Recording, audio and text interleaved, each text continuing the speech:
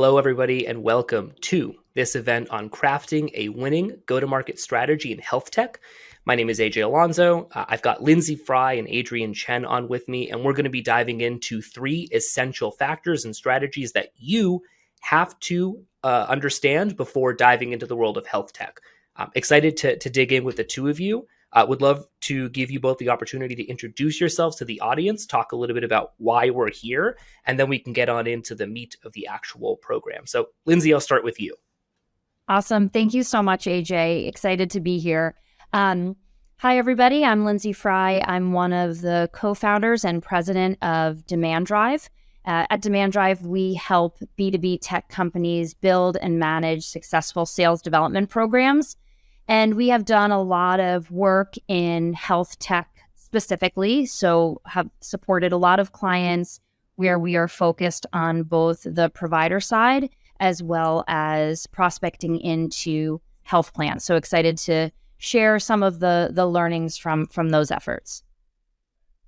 And I'm Adrienne Chen. I am the founder of Noted Marketing. So Noted is a boutique marketing agency. We work with a number of both early stage as well as high growth companies, primarily in the B2B space. About 80-90% of our focus is on the health tech space, spanning everywhere from solutions and services for health systems and community providers all the way through to pharma, life science companies, health plans, as well as employers. Awesome. So we've got some certified experts on the panel today to talk through some of the factors that you have to consider when you're working within the health tech space. The first factor I do want to talk about is account penetration. And this can mean a lot of different things to a lot of different people.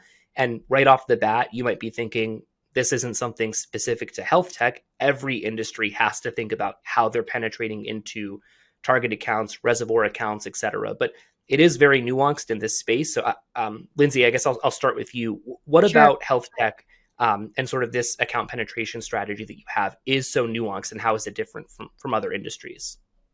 Yeah, absolutely. So certainly important in most industries. We've definitely supported a lot of clients that are selling enterprise solutions. So let's say enterprise solutions into health plans, and it can be and represent longer, more complex buying cycles where there tend to be a lot of stakeholders. So, we recommend to our team to really take go wide and deep within each account, right? This is not going to be a program where you are calling one individual a couple of times and giving up. So, here at the first bullet is such a good point where there tends to be an argument for, do you do top down, calling top down, or do you call bottom up? And I think both are really important. So in order to build out a buying committee within, either plans or health systems, you want to figure out, first off, who are the personas that you're targeting. You could be starting with targeting 5 individuals, 7 individuals, and more in some cases. I think it's really always effective to start high as well as start with some lower level context to really try to understand some of the nuances of their organization. And then you can take some of those challenges that they may express to you and use that when you're messaging to some of those higher ups. And then also great to get a referral down to if you're starting there. So, Adrienne, I'll let you kind of add your 2 cents there, but that's one piece of it that I think is really important as far as prospecting into health on behalf of health tech. Yeah, Lindsay, I totally agree. I think these days, especially with how complex and nuanced each enterprise buying cycle is within health tech, we're seeing a lot of people attempt a top-down approach, but I think, especially if you're earlier, that's just really difficult to penetrate. Sure.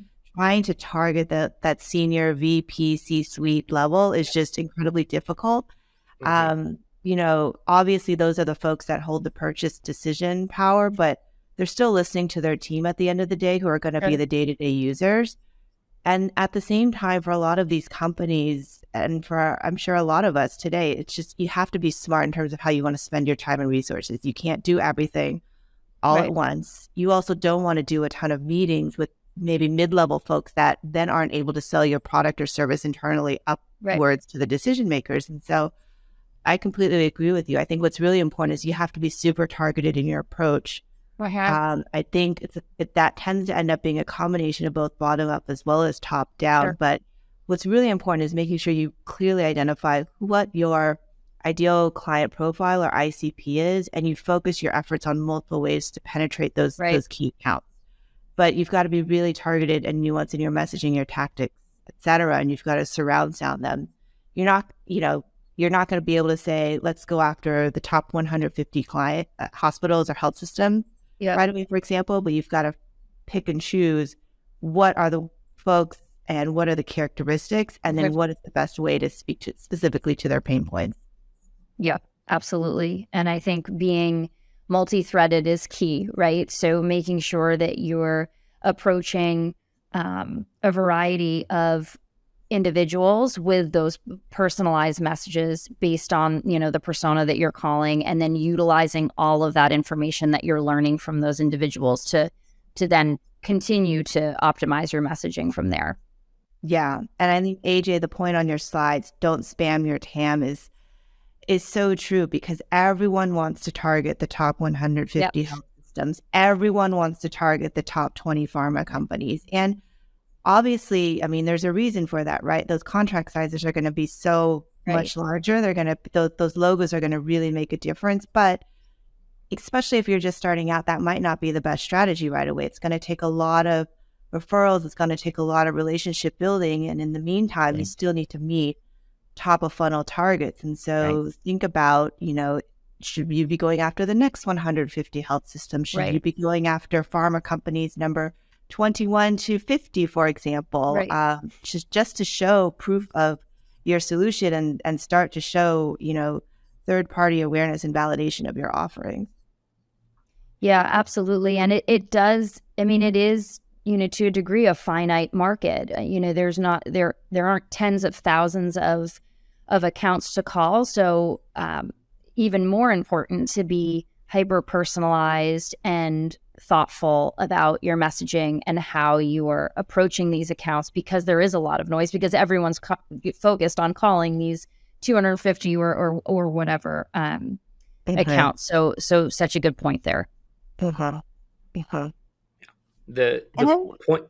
Oh, I was going to say the point about trust and authority, I think, speaks to that a little bit, right? Like, you want to build up, like you were saying, Adrienne, a body of work with maybe not the top 100, but some companies outside of that, to prove that, like, what you're doing, that you have a solution that works, that other companies can look to you and say, like, all right, you're not like a person with zero customers trying to sell into the whales of an industry. You have a body of work that we can look at. So building up that trust and authority is super important. Mm-hmm. And I think along those lines too, AJ, like building on the trust and authority, a lot of that also comes from investors or advisors. They're always willing to help. I think from a demand generation and marketing perspective, it's really important for us to really arm them in the right way. So what exactly do we need them to help with? Who exactly do we want them to intro us to? And what is the messaging and the unique differentiation that you can provide them so that this intro is meaningful on both ends? The other thing that we also like to recommend to our clients is think about advisory boards with influential leaders in this space. They might not be ready to buy your solution just yet, but they may still be interested in your offering. They may still want to support. They may still really, understand your vision. And they can help you with those introductions. They can help provide that third-party validation, even if that's not a direct sale. And I think, AJ, that probably leads into our next slide around sort of the importance of nurturing. The words right out of my mouth. We've been working together long enough. This is what has happened. So to Adrienne's point, what we've really noticed, across all of our SDRs when prospecting into on behalf of our health tech clients, the importance of looking at if not now, when. And it's not like, okay, this account is qualified out and we're never going to call them again.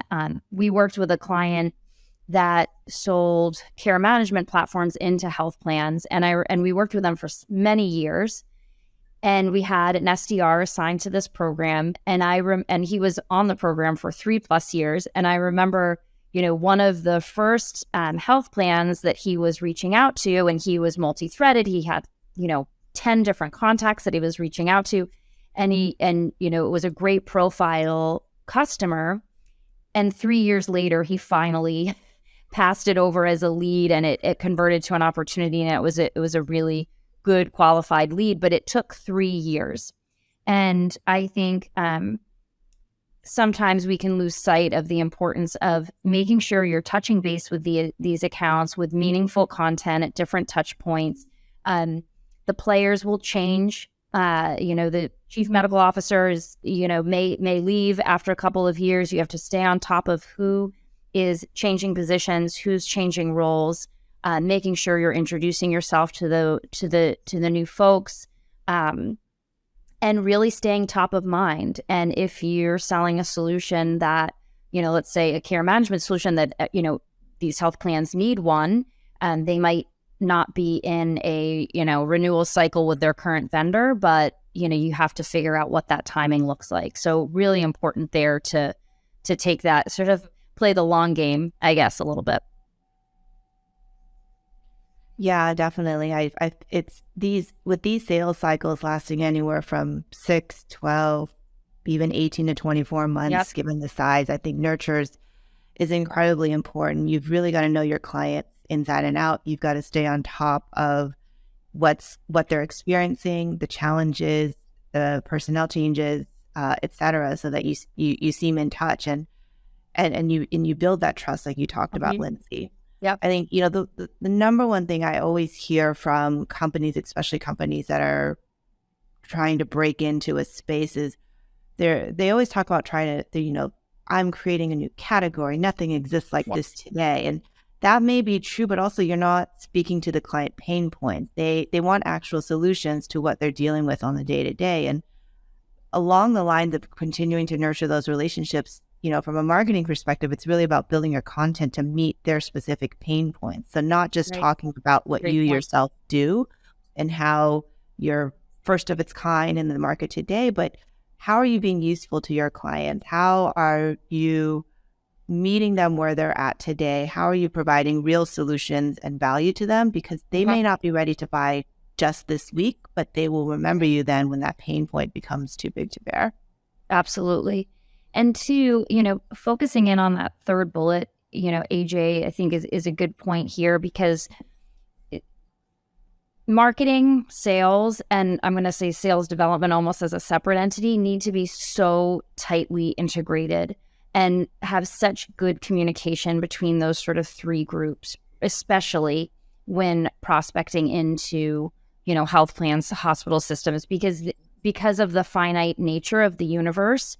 And, you don't want to mess up any of these accounts, right? Because you don't have tens of thousands. So making sure you're really in lockstep, to Adrienne's point, making sure that marketing is generating content that resonates with prospects, that speak to the problems that they're experiencing day to day, whether or not they know there's a solution for them, but really, speaking their language, right? And this is, there's a lot of acronyms and terminology in this market that I definitely think, making sure you can talk the talk is also really important, but making sure that marketing is listening to the SDRs, because they're on the front lines actually talking to prospects.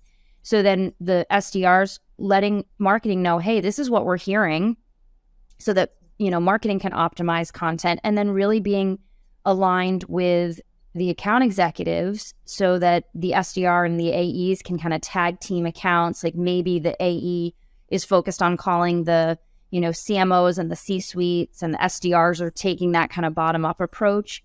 And then marketing is helping to support the cause with the right content. So that tight alignment and integration is really key.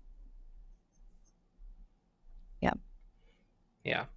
You mentioned talking the talk, which once again, Lindsay perfectly segues into the next section here about messaging. Before we jump into that, I did want to point out something within this area, the long-term nurturing, because we work with a bunch of different industries where this is super important. Like the idea that you as an SDR need to carve out space in your prospect's brain for your name, your brand, what you do, so that when the time is right, they'll reach out to you rather than, look at the vast array of competitors that you have.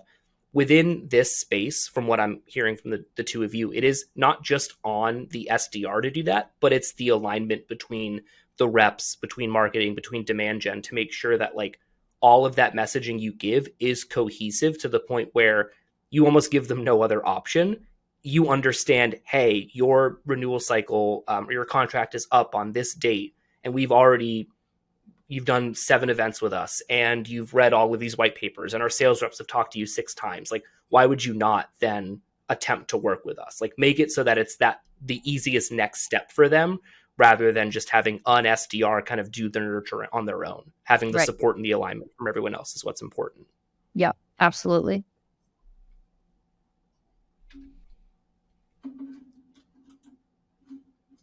And that's where this comes in, this custom and cohesive messaging.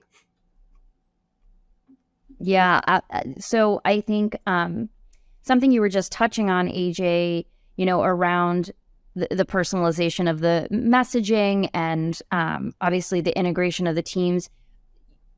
In most cases here, you're taking an account-based approach, right? This is not a boil the ocean, spray and pray, as some people call it, activity. This is definitely a mindful looking at an account holistically. And with that, right, looking at being multi-threaded, we talked about that there tends to be a lot of stakeholders, people change roles, and while the solution is the same, it's going to resonate differently within these different personas. So really making sure we have personalized messaging, but that it's, telling the same story and just making sure that it's kind of drilling into an individual's, biggest pain, but also that, whether you're sending it to a CMO or director of medical affairs or whatever the case is, that it's resonating across the board. Yeah, I totally agree. I mean, a lot of what we end up seeing, especially with these large complex deals that require multiple ways to penetrate an account, is we end up running a lot of what we call micro campaigns per account. And so per account, per segment. And so thinking about, okay, who from the clinical side do we need to be in touch with, and what's the value proposition and the ROI story that we have for them, and what are the channels that we can reach them, versus on the operations side, who are the personas and the pain points and the channels that we want to reach them, versus, maybe the finance side, maybe service line side, et cetera. But to your point, Lindsay, it all needs to map back to the larger story of what you're doing and how you're different. Yeah, absolutely. And I think for our team too, usually there's an IT element to this where there's an IT stakeholder, but getting if you're just focused on that persona, you're losing sight of really driving the business value. But again, like getting back to that overarching message of, the problems that you're solving, and at a high level, how you're going to help, optimize, or make it more efficient a certain business process. Definitely. Yeah. And that's like no small feat, right? Like a lot of, I think, SDRs kind of understand like this idea of being multi-threaded and talking with different stakeholders and having everything, Adrienne, like you said, come back to that main like value that you bring to an organization. But within this space, like you were saying, there are micro segments within segments that you have to think about. You really need to be very tightly coordinated about how you approach each one to get it to map back. And you actually had put together this table that for each stage of the buyer's journey and for each segment you're reaching out to, you have to think about all of these different things and really understand, like, when I reach out to someone on the clinical care team versus someone on the business operations team, like, what am I going to tell them to get them to look at us as a potential partner moving forward? How is it different? And how is it going to, like, how do I expect that to look as soon as I reach out? So something like this, I think, is a really good visual just to kind of hammer home how coordinated you have to be, not just from the sales perspective or the marketing perspective, but as a team, as a unit going into each one of these organizations.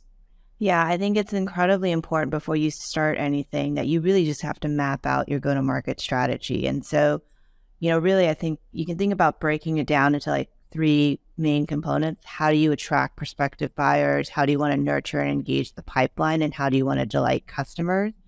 And at each stage, you really want to make sure you understand, how does your audience think? What are common objections and questions that they might have at each stage? What's the desired action that you wanted them to take as they move through the sales process?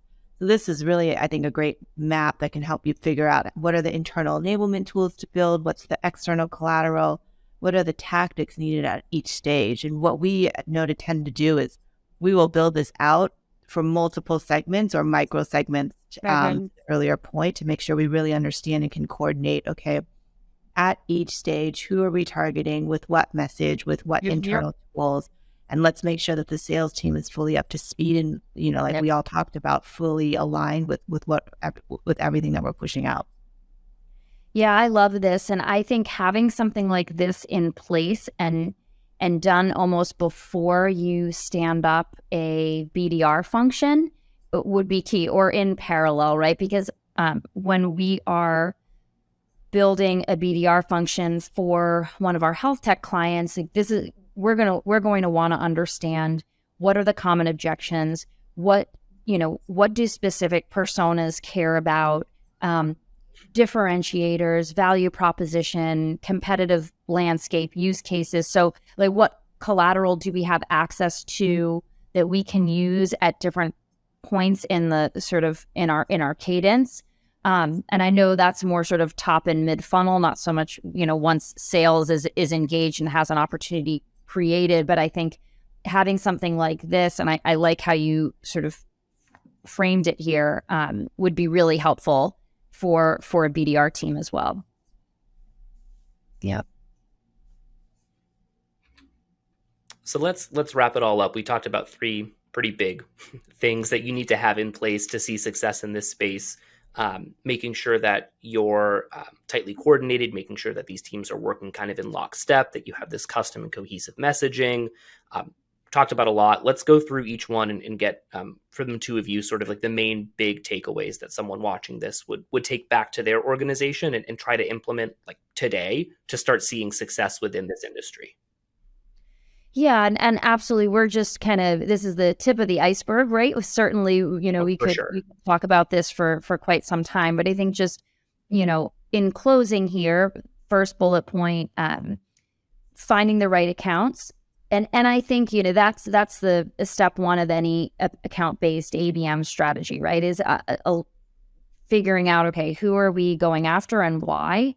And then coordination, like we talked about, between marketing, your SDR, BDR team, and your sales team. Because what the SDRs are hearing on the front lines should inform some of the content that marketing's creating to help to sort of empower them. And then making sure that the BDRs are also working closely with their account executive counterparts to sort of jointly approach accounts and strategize on accounts because of the finite nature and finite universe that you're typically up against. Yeah, definitely. I mean, I think, I think tight coordination between sales, marketing, demand gen, number one thing that we always preach from our end. We tend to see a lot of times marketing and sales working in two different silos, and that just doesn't solve anything. And so I think making sure that everyone is aligned from a go-to-market perspective and how we plan to penetrate each of these key accounts, I think is incredibly important. Absolutely. And on the second point, we didn't talk about this too much, but this is a highly regulated space and industry. And Adrienne, you alluded to it, the buying cycles can be, 18 months plus sometimes. I've seen them take years. And that's like once something's an actual qualified lead. And like I described earlier, sometimes just getting to that qualified lead can take years. So things tend to move slow. There's a lot of regulation. Tech adoption can be difficult and slow moving. So to your point, Adrienne, I think the takeaway here is meeting prospects where they are along the buying journey, and making sure you're sort of a thought leader and understanding the prospect's challenge and problem and what they're seeing from the front lines, and making sure you're creating content and a marketing strategy that will, sort of help them along the way, and educate versus pitching, really, I think is the key point on number 2 here. Definitely.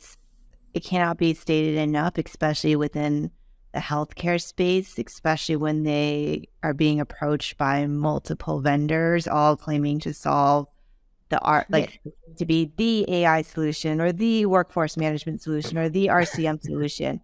I think it's really about knowing your prospective ICP inside and out. And not trying to be everything to everyone.